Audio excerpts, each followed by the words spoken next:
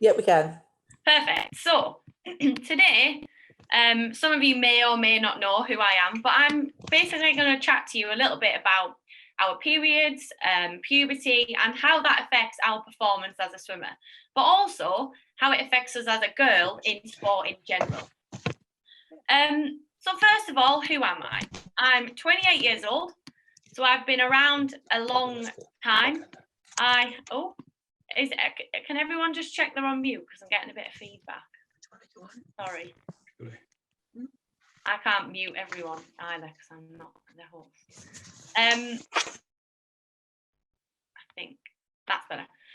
So I was born in Middlesbrough, hence the non-Scottish accent, but I now train at the University of Stirling. So I'd like to kind of think that I'm a bit of an honorary Scot, because I feel like I've been here a few years. I really enjoy training at the university, and I've started to swim quite well again. If any of you watched the trials last week, my main event is 400 individual medley, and fingers crossed, I'm just waiting for the OK to have qualified for my third Olympics. So I've been around a long time. I've been through a lot of these things that I'm about to chat to you about today. So what I want to kind of get across in the next kind of hour, and I'll try and be quick, but I do talk quite a lot, is what is puberty? I want us to think about how it affects us as a swimmer, and look at different areas of puberty, because it's not kind of straightforward and one model fits every girl. We want to start thinking about how that affects us in terms of our performance, and I'm going to share some of my experiences. I'll be quite open and honest, so that you can try and learn a little bit more about your body and how some of the challenges of being a girl might affect you and how you can learn to overcome them. So the first thing I want to start with is actually what puberty is. So some of you may know, and some of you might think, well, I kind of get the idea, but I'm not really 100% sure. And that's totally fine. But puberty is basically the process that your body goes through from being a child to being an adult. So boys and girls go through puberty, and most of our growing, other than when we're born and we're a baby pretty much, is done during this phase. And at the end of puberty, your body, in terms of its physiology and its shape, won't really change structurally that much for the rest of your life. So it's a really big part of your journey to being an adult. And we all go through puberty, but it's really important to notice that girls and boys, and even different girls, go through this journey at a completely different time, at a completely different rate. And we can't compare ourselves directly to another girl or another swimmer just because they're born on the same day or they're the same age, because that process is so different that it's almost super individual, that you can't even predict when part of this process and this journey is going to start. So I thought I'd start with showing you 3 pictures of me as I went through puberty. So the first photo, I was about 9 years old. I've got no teeth. I am quite skinny, and I felt like I had a big head when I was little, because I had no muscle on me, no weight, and I was just really, really skinny. As I started to go through puberty, my body started to change shape. So I grew a little bit, and I started to get kind of some definition around my face. I got a little bit of a muscle definition, and I started to get a little bit of a waist. So the middle picture is me when I was about 14, but I'm still quite slight and not really that developed. I just really started to grow. The last photo is me fully gone through puberty, the figure and the body that I'll be kind of left with for the rest of my life. And I've changed massively from the first picture to the last picture. So this process is a really, really big one. And that's the first thing that I want you to remember. And a lot of the changes that happen are very small, but when we add them together, they end up being the reason why we've changed so much. And especially as a girl in swimming, we don't wear a lot of clothes to do sport, so it can be quite a daunting process. And all I want to kind of do today is to break down that kind of panic and think about, well, what's happening? Is it a big deal? And ultimately, how is this going to help me as a swimmer? So the first thing that sounds really silly, but it's an obvious thing that affects a lot of girls, is we get unwanted body hair. So I have really dark skin and really dark hair. So I have hairy legs. I used to have a lot of trouble with my bikini line when I was younger and ingrowing hairs. And these were things that as a 14-year-old girl really kind of got to me. And I didn't really want to go training because I was a bit embarrassed. And I had to really kind of learn to ignore the fact that they were there. If I did any other sport, I would have had a big baggy t-shirt on, a big pair of shorts, and nobody would have noticed. But being a swimmer, obviously we haven't got that luxury. So we almost need to try and not give ourselves a hard time, because these are all natural changes. And if I'd have been a bit kinder to myself, then I wouldn't have been in such a state when I was kind of getting leg hair. Your body changes shape. And obviously being in a swimming costume, we sometimes outgrow them really quickly. We can't really hide the fact that if we've started to change shape in terms of developed a bust, or our bum has got a little bit bigger because our costume ends up disappearing and it's a bit uncomfortable. We get spotty skin, and obviously being in the chlorine doesn't help that, but that's just kind of one of those side effects. Your voice can deepen. So boys normally have this a bit more noticeably, but it does also happen in females and in girls. We develop mood swings, which is one of the biggest changes and almost like a side effect of going through puberty. We begin our periods, which is one of the biggest changes that happens to our bodies. Our sweat levels will increase. So during lockdown, I started to sweat from everywhere, including my kneecaps, because I'm not used to doing exercise on land. And that was something that I developed during puberty, and that's why I enjoy being in a pool. And your personality changes. So things that you're interested in, the people that you swim with, you might kind of start to change your friendship group, what you enjoy, what you don't like, things and kind of ways that you can turn off and recover. And all of this changes all at different times. And with that, the first thing that I want to highlight is that we have to try and support each other. So a lot of these changes that are happening, and believe me, I'm telling the truth, boys do not notice. They don't notice if you've got hairy legs. They don't notice if you've got a wedgie. They don't really pay any attention. So the first thing we've got to do is remember that normally when you're feeling self-conscious about something, it's because another girl has pointed that out. It's not really because boys are there, because as I said, they don't often have a clue. So with that, these are just really simple things, and shaving and body hair for me, as I said, was quite a big issue. So I had to learn to exfoliate all the time before shaving. I had to buy a really good razor, and I had to learn to shave less. So a lot of girls will think, oh, I need to shave my armpits, there's a tiny bit of hair, and you'll shave your armpits. And then the next day you'll think, oh, there's more hair, and you'll shave your armpits again. And you end up making a lot of mess to an area that if you just left would be less painful, would be less hairy, and would cause you a lot less problems. Because if I'm being honest, swimming with a rash on your armpit when all you're doing is this over and over again is really uncomfortable. So I learned just to not even shave my legs, not shave my armpits very often, and my bikini line. And I maybe did it once a week. And a lot of the problems that I had settled down. I didn't get as many ingrowing hairs. I was less conscious because I had a couple of hairs that were less noticeable than some spots. And I felt more comfortable in my body. I also started to wash my face, and it sounds really simple, but I used to get really bad skin when I was about 13 years old. And a lot of that was because I was rushing in and out of the pool, not showering when I was getting out of training because I had to be so quick to get to school. And then I'd go back to swimming on the evening, and then I'd think, oh, well, I'm swimming in the morning anyway, so I don't need a shower. And sometimes I'd think, well, I've been in the water, but I've not actually had a proper wash in a couple of days. And that didn't help my skin at all. And moisturising, even though people think, oh, really, moisturising, really does help. So they're kind of like the little tiny things out the way. And what I kind of want to discuss a bit more is some of the bigger changes that happen to our body. So the first one of those is changes in mood. And as I said at the beginning, males and females go through mood swings and changes in mood. And these affect different people in different ways.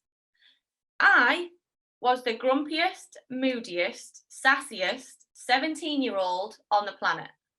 But until then, I was happy-go-lucky every day. And I loved training and I had loads of energy and it was all happy-go-lucky until I started to get changes in my mood. And I did feel very lazy, very demotivated. I felt way more tired than normal, even though I hadn't done anything differently. I was still doing the same amount of hours at school. I was still doing exactly the same training sessions, but I felt exhausted a lot of the time. Because of that, I was irritable, I was snappy, I was be a bit grumpy with my coach, with my friends, family. I would be less patient. So if I was at the front of the lane or at the back of the lane and somebody was in the way, I had no time for that and it would really annoy me all of a sudden. Rather than get my own piece of water and do my own thing, I had low self-esteem. So some days I'd wake up and just think, this is rubbish, like I don't want to do this today, I'm struggling, and kind of, oh, this is all hard and everything's rubbish. And that was because my body was going through a massive change. And mood is often the thing that kind of gets like the brunt of your changes. So as your body is going through physical changes, it requires more energy, it gets tired, and often mood is the output of that. And I hadn't really had much change in my body, in my shape, in my body shape, until I got to about 17 or 18. Because until then, I was very slight still. I was quite tall and quite skinny. And apart from having the odd periods here and there, I hadn't really developed as a female. And as I started to do that was when I started to get these changes in mood. And believe it or not, exercise helps with those mood changes and those mood swings. So when I was waking up and I was struggling, the first thing I would think is, well, you want to do this because you want to be the best swimmer in the world. So get up and go training, no matter how tired I was, no matter how much I struggled. I often, and I bet there's loads of people on this call could say the same, went training in a rubbish mood. And as soon as I'd done the warm up or done the session and you'd got something from it, you felt 10 times better. And you leave training in a better mood than when you arrived, even if it was a hard session. And when we're getting those changes in moods and when we're struggling to get up and go training, that's your body's sign and your body's way of telling you that you need to make sure that you have a bit more rest and that you're making time to have some downtime and for recovery. Because it's almost that saying of burning the candle at both ends. If we're going to school and doing everything that we do in school, we go swimming, we burn lots of energy, your body's trying to grow and it's trying to juggle all these things all at once. And to do all of those things, it needs as much energy and as much recovery that it can to help you balance everything that you do in your day-to-day life.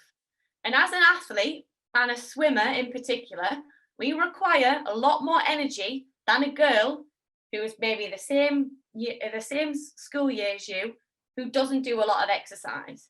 So they might develop a lot faster because their body's got this spare energy. So when we think about comparing ourselves to others, that's obviously the first thing that normally makes us feel a bit sad and a bit rubbish about ourselves. Because we might be thinking, well, so-and-so's doing PBs. I'm doing exactly the same training sessions as she is, but why is she grown and I'm still quite small? And she's obviously a lot stronger than me, so she's swimming faster than me. And as soon as we start doing that, we start to make our mood kind of go down and we feel a bit worse. So we need to think about who are the people around us that can help us when we're struggling. We've got parents, coaches, teachers, friends, teammates, and anyone else in your support network that you think might help you. So if you see a swimmer, like your teammate, who's really struggling, but she's trying her hardest, a little bit of encouragement from you sometimes is all that person needs or that girl needs to help her feel like, yeah, I can do this. I'm trying. Doesn't matter what anyone else is doing. I'm just going to keep going. And this is kind of where our mood affects us a lot. Because if we can, we can stay quite level and think, right, my body is doing its own thing, and I'm going to try and do everything I can to support what my body's doing, then you give yourself the best chance of coping, having more energy, and feeling a bit better about yourselves as you go through the whole journey. And the most obvious change that happens to us in kind of puberty is growth, because we can track it and we can measure it almost on a chart. You can measure yourself 1 week, then you can measure yourself in 2 weeks, 3 weeks, and you can see sometimes that slow progression of changes in height. But swimmers in particular, because of that energy demand that I just spoke about, will grow a lot when they're not exercising. So you'll often grow a lot over the summer months. And some of you might have grown massively from November or Christmas time till now. So you might go training and the coach might say, you've grown, or you look tall. And that's because you've had 3 months out of the pool where your body has had more energy to do what it's been desperate to do probably for the last 12 months, which is grow. And when we grow, there are not side effects, but there are things that take time to catch up. Because if you imagine you're one size, and then all of a sudden your arms are longer, your legs are longer, your bum might be a bit bigger, your torso might be a different length, and we flip that into a pool, right? We might feel a little bit kind of strange. We could be very uncoordinated. So when I grew, and I only ever grew in like chunks, so I only ever grew in the summer, pretty much. Every year I'd grow like 2 or 3 inches, and then the next year I'd do the same. And when I grew in big chunks, I was really uncoordinated. I used to walk into everything. I broke my baby toe, gosh knows how many times, because where I was and where the door frames were like all kind of disorientated. So if you think about that change in kind of on land, when we flip ourselves into the water, we rely a lot on body position and feel and catch and skull at the front of our stroke to swim fast. So if we're heavier, we might sit lower in the water, which might affect how we catch at the front of our stroke, how long our arms are. You might think, oh, I'm a little bit kind of like floppy and long and I'm not getting any feel. And when we have these kind of changes, we need to remember that it takes your body time to adjust. So if you grow in the summer, it might not be till Christmas till you see the PB that you've been after. So it's important that we notice, well, I've grown a lot, so I might not swim very well at my next gala. So you're setting yourself like a realistic expectation. And a lot of the time when swimmers plateau, it's often because of this change in growth and this change in your stroke that you then have to rework with and adapt, and then you'll get the result that you want. So I didn't do a PB from about the age of 14 to 17. And then I took off 3 seconds. Then I didn't really PB from the age of 17. And then when I was 19, I took off another 3 seconds. So I just dropped big chunks in time. And some of this is probably because as my body was changing and I was working hard, it took time to adapt to that. And then I saw the result that I was looking for. When we think about growing, we can obviously notice, right, I've grown, so I might be struggling a bit more, and it's a noticeable change that we see. When we think about our periods, they are a really big part in our development that a lot of the time people go, oh, I don't want to talk about that. It's really embarrassing to talk about. But it's actually totally natural, totally normal, and we want our periods to happen.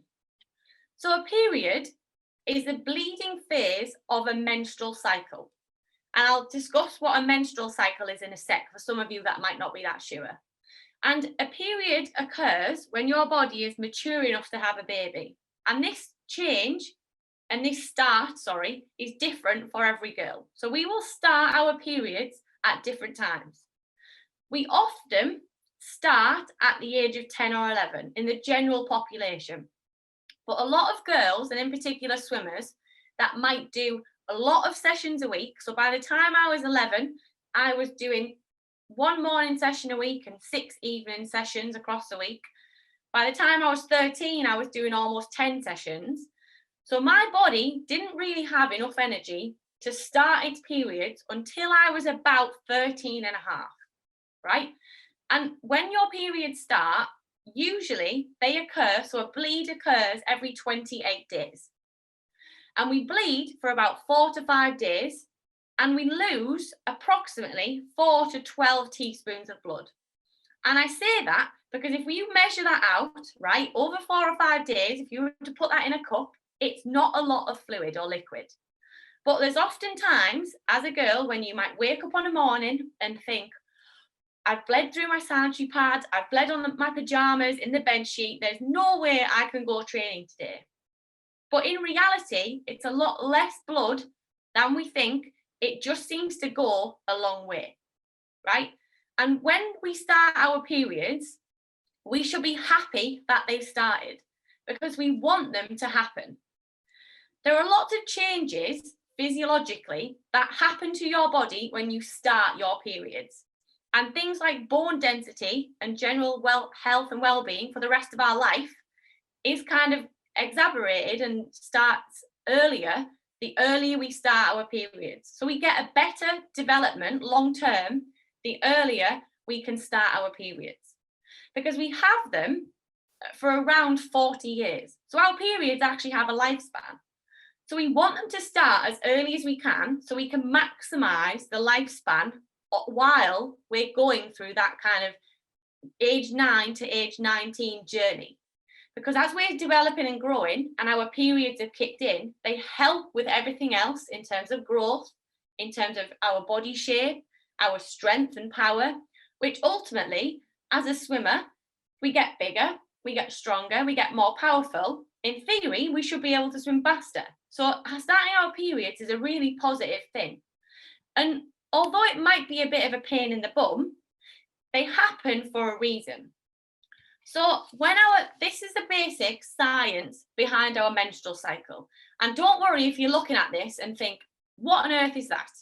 Because to be fair, I didn't really know what my body was doing until I learned about it after I'd already finished going through puberty at about the age of 20, 21. If I'd have known this cycle was happening every month, I might have been a little bit more tuned in and kinder to myself when I was struggling, when I wasn't PBing, when I was grumpy, when I was having a hard time, and all those other things that we get as a grumpy girly teenager. So what's happening here is the following. This is as easy as I can put it. So we have a period which is at the beginning of what we call our menstrual cycle. And a lot of the time, people often talk about our period being at the end. But in scientific terms, and for kind of releases of hormones, our period's actually at the beginning of our cycle.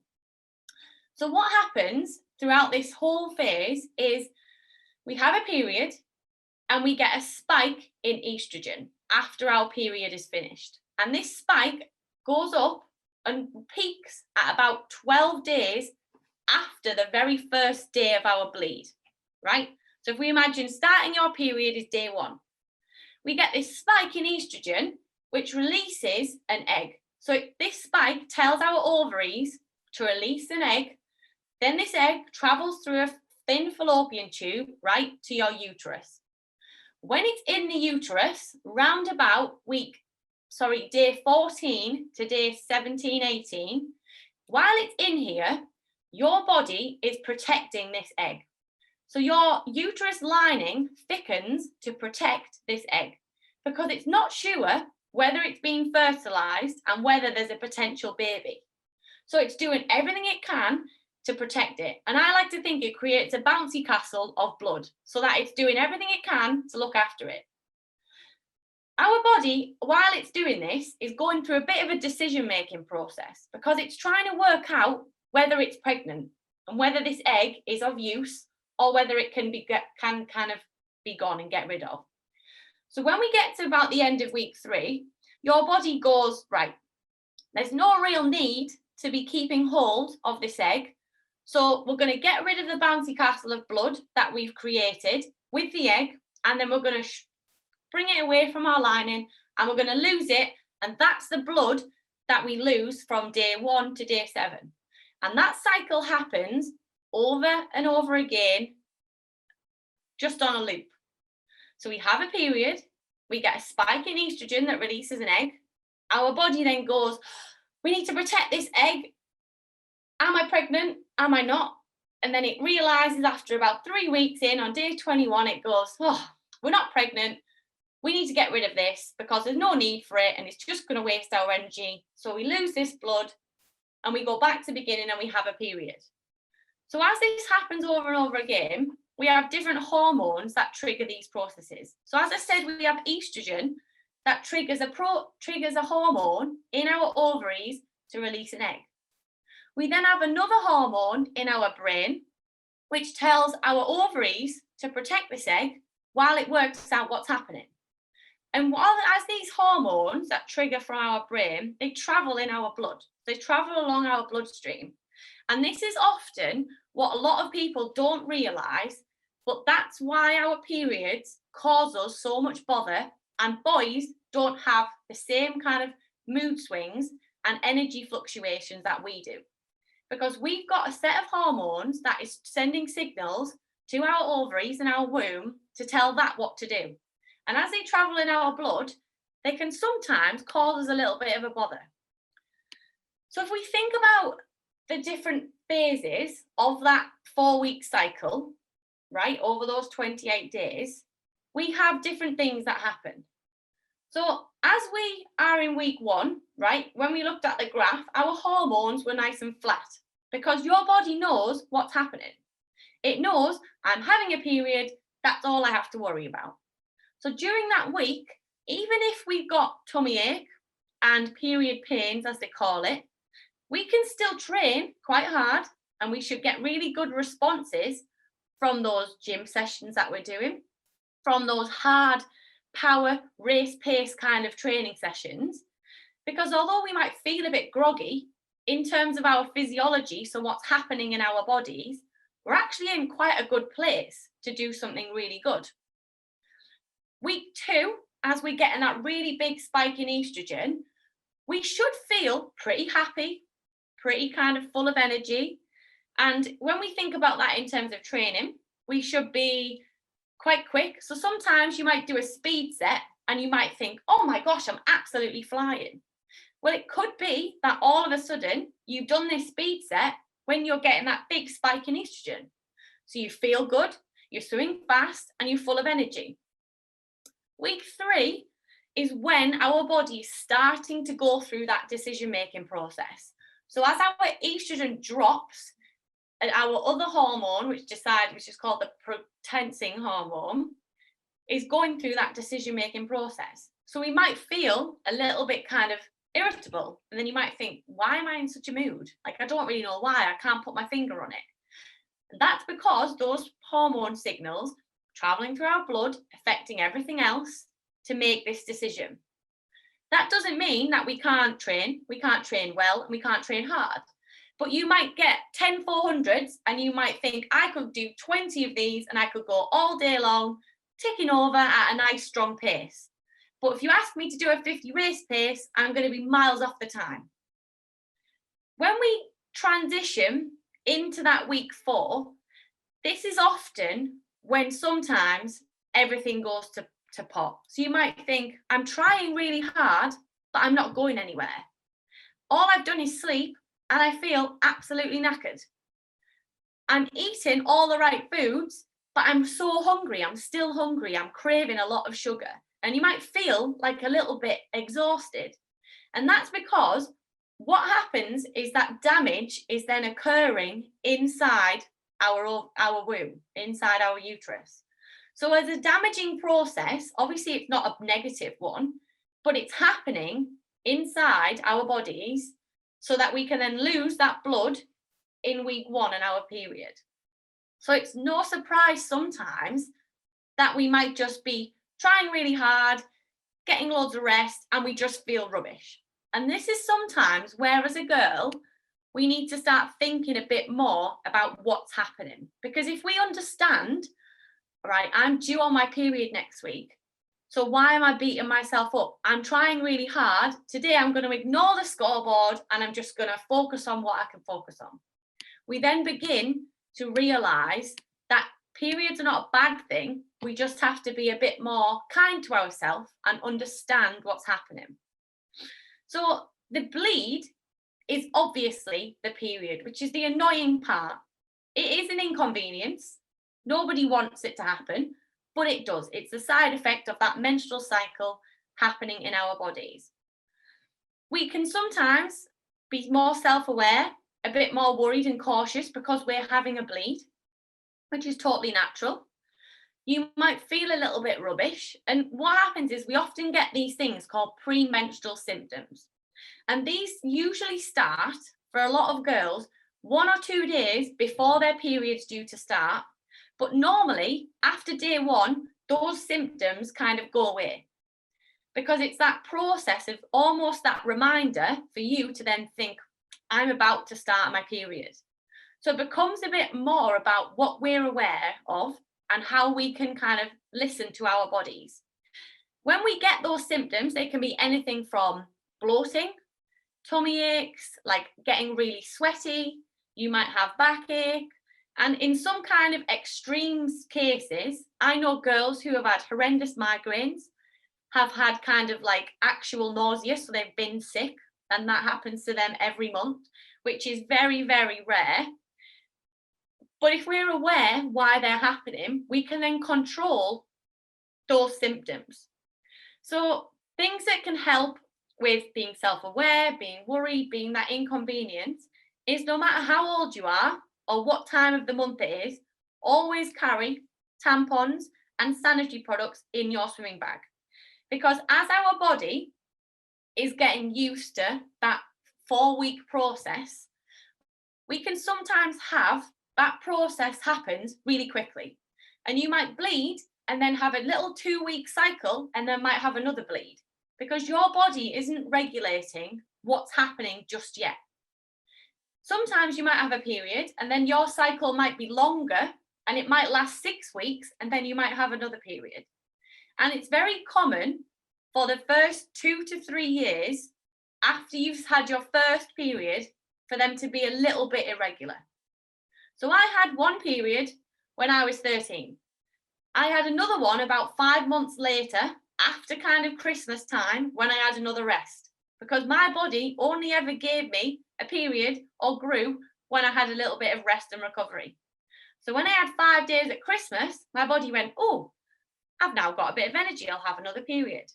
And then it kicked in slowly. But for that process to happen, I had to really make sure I was making sure that I was eating enough, resting enough, recovering to keep that process a bit more regular. And it took about 3 to 4 years for me and my body to actually start having a period every 4 weeks when it was supposed to.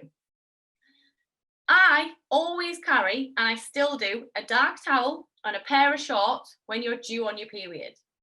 Because if you're having a really heavy period or you jump out of the water and you're having a bit of an accident, if you grab a dark towel or a pair of shorts, nobody knows. If your towel's white, obviously blood is red, everyone's going to see, aren't they?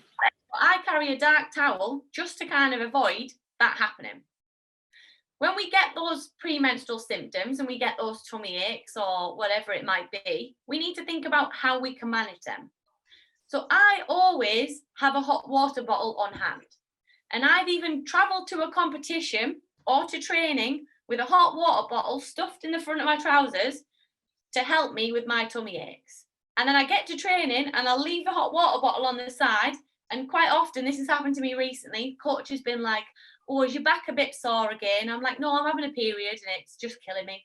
and I need my hot water bottle to the very last minute before I'm going to dive in the pool. And with that, we need to be really kind of open or learn to communicate to our coaches, whether they are male or female. Obviously, we might feel a bit more comfortable as a girl talking to another female coach or another member of staff about having a period. But men probably have sisters or children or aunties and mums that all have a period.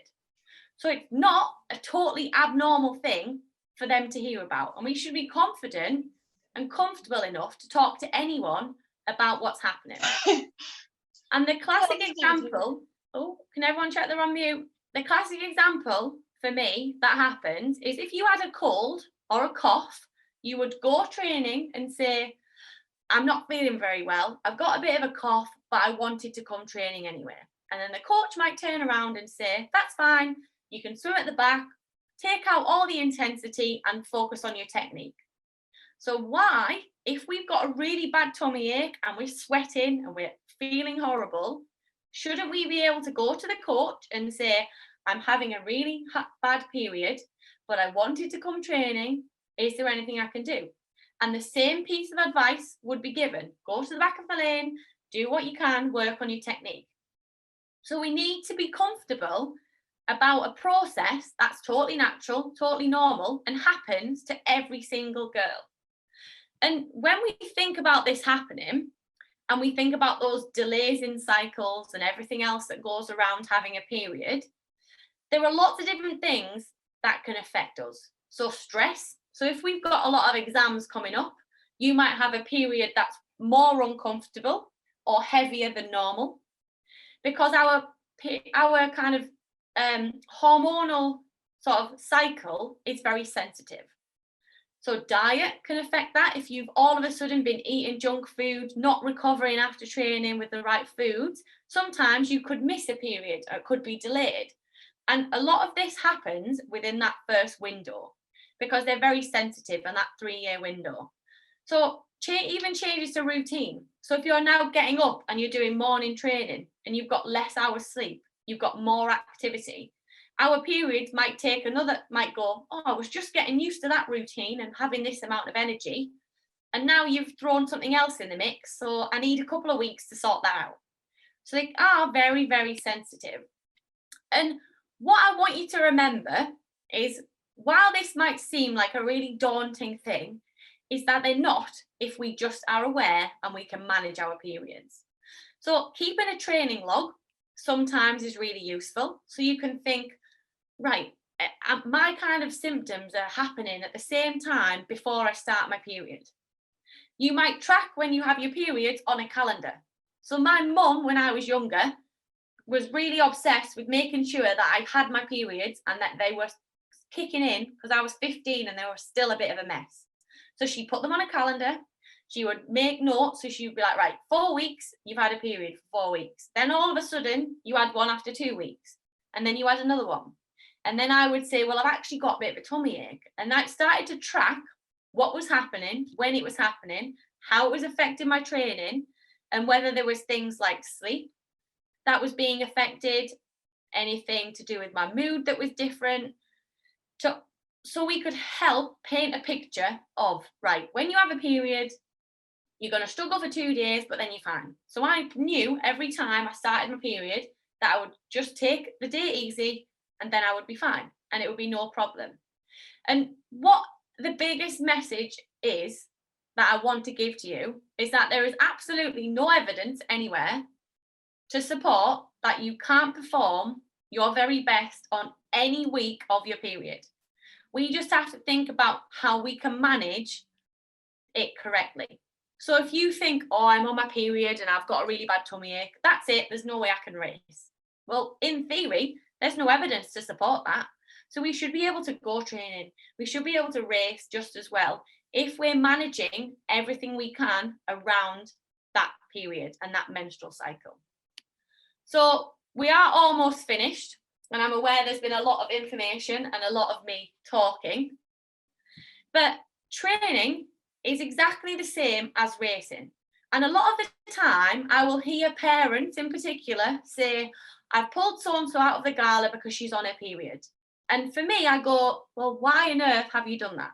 The science says we can be really, really quick when we're on a period because our hormones are nice and level. Just because we're having a period that's an inconvenience shouldn't stop us doing anything. And the classic example would be, if you had an Olympic final and all of a sudden you started your period, would you pull out of an Olympic final? And if you wouldn't pull out of an Olympic final, then you shouldn't pull out of any other competition that you're going to, unless you're somebody who really struggles, maybe with migraines, not so more to do with the side effects rather than the actual period itself, because that shouldn't stop us doing anything. We might just need more tampons at competitions. We might just have to get into a bit of a better routine that we warm up, we change costume, and when we change our costume, we change our tampon. And you just get used to that habit, and it happens all the time, natural, and it's no big deal because it shouldn't stop us doing anything. And the very last thing that I want to touch on is diet. Because a lot of the time, people say, well, we need to be having a good diet and we need to make sure that we're eating enough as an athlete. But diet is so important to help with that journey through puberty. So what we eat and what we drink and how much of that fuel we have affects us in terms of energy levels. And our energy levels help us to kickstart and have those processes that we really want to happen, like I mentioned right at the beginning. So the energy demand is huge to go through puberty. So we want to be thinking about some key food groups and key things that we want to be targeting. So often, a lot of the time, we'll crave chocolate when we're on our period or when we're due on our period. And zinc comes in dark chocolate. So if you're having those cravings of sugar cravings, dark chocolate, over 70% of cocoa, so not the like dairy milk stuff that tastes nice, proper dark chocolate has some zinc in it and can help curb those sugar cravings because it's a little bit bitter, but your body is craving the zinc and the sugar for that feel-good energy. And zinc helps support our immune system. It's essential for recovery, adaptation, and repair. So if we think about our uterus and that lining shredding, that is a damaging process that then has to adapt and repair every month. Repair. Zinc helps us do that.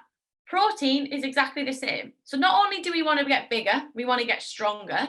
And to help us do that, we get protein in things like eggs, meat. People that don't eat meat can still get protein in almonds and Greek yogurt. So my favorite breakfast is porridge, big blob of Greek yogurt, like 0% fat, but proper Greek yogurt because it's high in natural proteins with blueberries and a bit of honey. And that's my favorite breakfast. And it's getting an extra chunk of protein in my diet when I might not have it. Because a lot of the time, breakfast is where we miss out on protein. The next thing we want to think about is eating lots of fruits and vegetables. And this isn't just because they're good for us.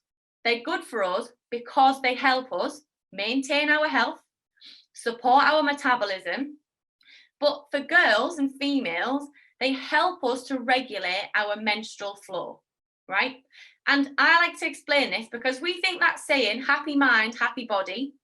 If our mind is happy, when we're releasing all those hormones, they'll get into a bit better routine, the better our diet is. So if your brain is releasing those hormones to your ovaries when they should, then your body goes like clockwork. And to help do that, vitamins and minerals that are good for our brain health really help have a knock-on effect to what our body's doing. And they also help with our red blood cell development. And if we think about everything, the bigger we are, well, not necessarily the bigger we are, but the stronger we are, the more healthy we are, the less time we have to then miss from training, the better we can swim as a result of that. The next thing I want to talk about is iron. So we lose iron through menstruation. So when we have a period, we lose iron because iron is in our red blood cells. And iron is really important for general kind of health and well-being, for giving us that feeling of having lots of energy. And when we have a period and we lose iron, a lot of the time girls are not having enough. And I'll explain why. So anemia is the deficiency of iron. So when I was having my periods, like very irregular, I never had this problem. All of a sudden, I started having lots of periods. So I was having a period, a very small one, but I was having one like nearly every 2 to 3 weeks. Every time this happened, I obviously lost blood through a period, but I lost iron as well. And I noticed, well, my mum noticed that there was potentially something not right, because all of a sudden I was really struggling in terms of energy and that feeling of being exhausted. So I was about 16, nearly 17, because I was in my last year of school. So I must have been 16. And I got home from school one day and I sat down, and must have been about 30 seconds, I fell asleep, sat in the chair with my rucksack on my back, just like as fully asleep. My mum had to come upstairs and wake me up and was like, Aimee, your dinner's ready. She was like, you've only been in the house like 5 minutes. And I had no energy for training. I couldn't hold a proper conversation because I felt like I was just like all over the place. And this was because I was low in iron. And that iron is what makes us feel good and have lots of energy. And as a swimmer and an athlete, our iron levels need to be a bit higher than the general population anyway. So if you're not eating enough iron and you have this deficiency, that can mean that you're even lower than the general population, and we can struggle with a lot of things. So not only being tired, but if you have paler skin, you're more at risk of being anemic. If you're very slight and not very developed, but you've started your periods, you could be at greater risk of having anemia. And to combat this kind of this deficiency, we can just eat a bit more red meat when we have a period. So if you're having a period, you might think, I'm going to have an extra portion of red meat this week to help top up that iron store. Green vegetables have iron in them. Obviously, you'd have to eat a mountain of spinach to get the same amount of iron as you would in a portion of red meat. But all these little bits every day can help add up. And the last resort, which was what happened to me, is I had to go to the GP. So I went to my doctor, had a blood test, and they said, right, your iron levels are so low that you're not getting any natural source of iron in your diet that is enough. So I had to then take a supplement for only a couple of months. And once my body had caught up and regulated, I never had to take that supplement again. But it's something that a lot of girls don't really notice and think that is a normal side effect of having a period.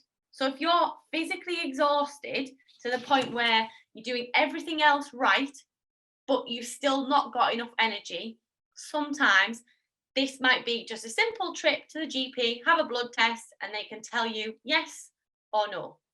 You need some iron or you're fine. And that's just something that can really help, because sometimes if we've got no energy and we think, oh, this is rubbish, I'm going training, I'm doing rubbish, what's the point? But there might be something else going on that we just didn't know about. So in summary, and I appreciate that you've probably listened very well, you might feel more lethargic at different stages of that journey due to changes in your hormones, changes in energy demand. A growth spurt can affect massively how you feel in the pool, because if you're uncoordinated on land, put that in the pool and your body position might be different to what you experienced before the summer.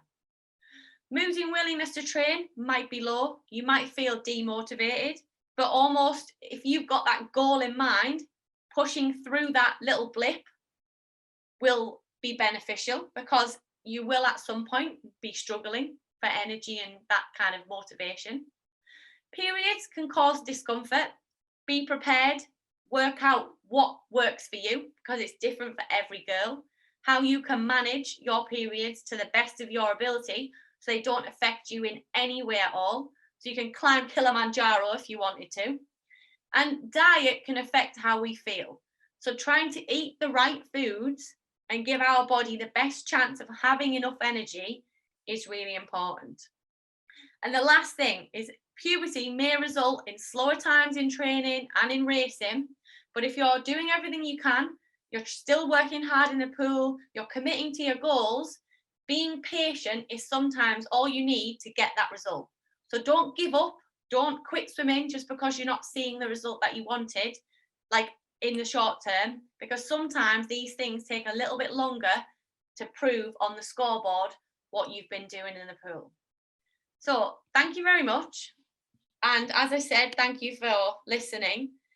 If anyone's got any questions that they want to ask, that they're brave enough to ask, you can unmute yourself and ask. If you're a bit more shy, you can send me a private message in the chat and I won't read out who it's from. I'll just answer the question. So you've got a little bit of time now to ask what you want, if there was anything that you weren't sure about, because